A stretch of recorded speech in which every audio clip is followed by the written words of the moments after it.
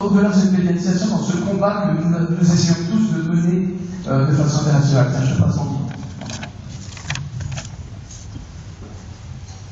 Merci Gert, merci à tous d'être venus.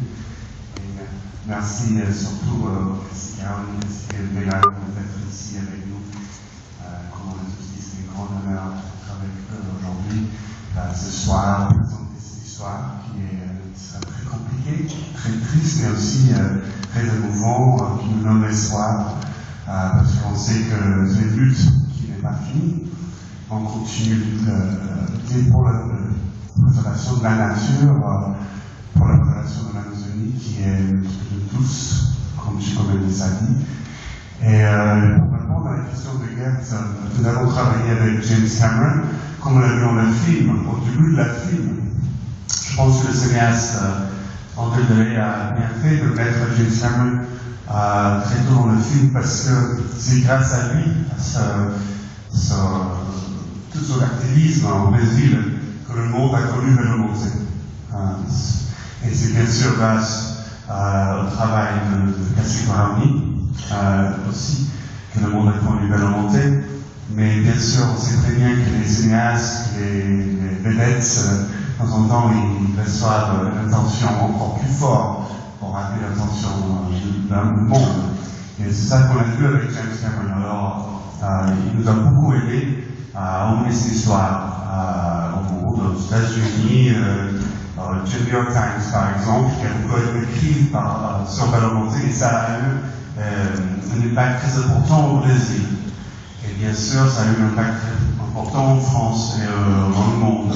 Alors James Cameron aussi a travaillé directement avec Cassie Brownie, et Cassie Brownie a été une inspiration pour lui. La deuxième fois qu'il est venu en Amazonie, Cassie Brownie était présente dans un village de Caiapó Chicrine, sur un fleuve à côté du fleuve Xingu, et on a fait un réunion ensemble. Et là, vraiment, j'ai vu que James Cameron était très très amusé par la présence de Cassie Brownie. Je pense qu'il y a eu une relation assez intense les deux, en conversant, une inspiration, l'un a inspiré l'autre, et comme ça, James Cameron a pu vraiment aider le mouvement contre Belo Monte pendant plusieurs années.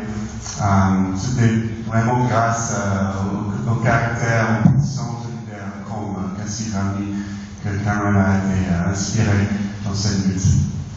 Alors, on voit aujourd'hui que Cameron continue à lutter pour les causes environnementaux, pas forcément Belo Monte, mais je voudrais dire que vraiment sa présence est très importante dans cette lutte. C'est pour ça qu'on connaît très bien le cas de Belo Monte, à mon avis, à lui, et bien sûr du passé qu'on a connu ce soir, la lutte de Cassie Brownie, et les autres qui ont été pour nos années avant.